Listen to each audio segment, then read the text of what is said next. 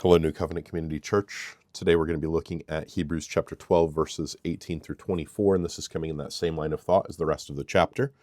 The whole book is talking about how Jesus is better. It's pushing believers towards endurance, and that's what we saw in the last section, is that we're supposed to live lives together at peace with people, pushing each other towards holiness, not towards unholiness, to striving to live together, to fighting against sin in the previous text before that, at the beginning of chapter 12. And that's what we do as a Christian community. And he's going to compare this Christian community with the Old Covenant community as they approached God at Mount Sinai in our text today. So Hebrews 12:18 says, "For you have not come to what may be touched." So if you read Exodus 19 and Exodus 20, they approach the mountain of God after they've been rescued and redeemed out of Egypt, and they're not supposed to go up and touch the mountain. No animal, no person is allowed to touch the mountain unless God has told them they can approach, like Moses. And he's talking about how so you have not come to what may be touched. So a blazing fire and darkness and gloom and a tempest. This is exactly how Mount Sinai is described in Exodus 19 and 20. It says the people saw the thunder and the flashes of lightning and the sound of the trumpet and the mountain smoking, and the people were afraid and they trembled and they stood far off. And Moses said, "You speak to us and we will listen, but do not let God speak to us lest we die." So the people said to Moses, like, don't let God speak to us, only you speak to us. And he's going to reference that here. And the sound of the trumpet and the voice whose words made the hearers beg that no further messages would be spoken to them. So they heard the voice of God giving the 10 commandments, and they were terrified as they approached Mount Sinai. And they said, "Don't let this happen again. Moses can speak to us." It was terrifying, for they could not endure the order that was given. "If even a beast touches the mountain, it shall be stoned." So they understand that. So we were told in the last passage to be holy. They understand that God is holy, that he is set apart, that he is different than his creation. And they saw that at Mount Sinai. They saw God's utter and complete holiness, his beauty and his purity, and it terrified them. And so here, again, the author of Hebrews is drawing our attention. You have not come to what may be touched. So we're approaching this holiness of God. The Old Covenant people saw it. We see this in the New Covenant. Verse 21.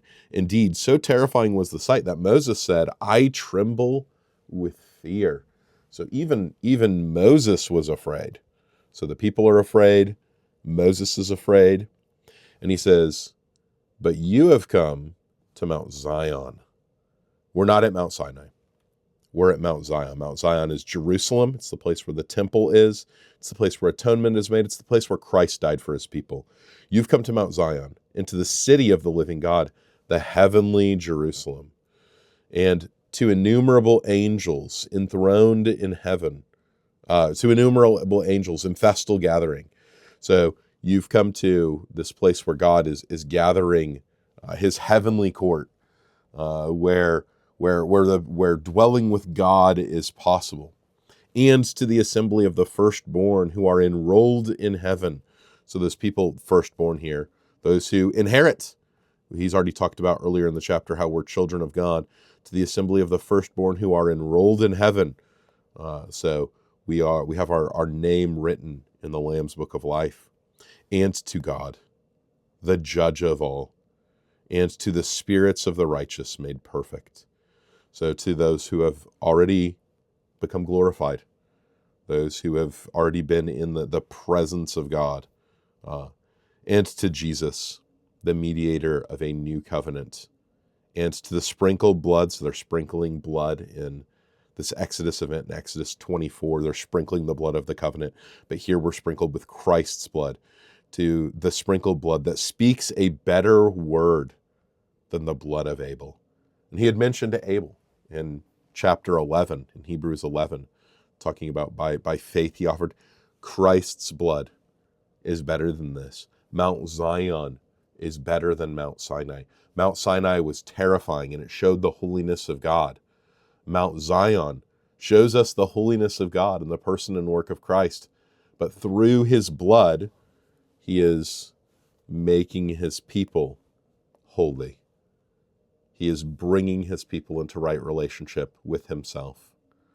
And so this is the beautiful message of the gospel. So we strive towards holy living, but that holy living is only accomplished through the person and work of Christ. We do this and push each other towards the end goal of that final salvation to be revealed at Christ's coming. But God is the one who is going to secure that for us. And that is the Christian life. Endure to the end.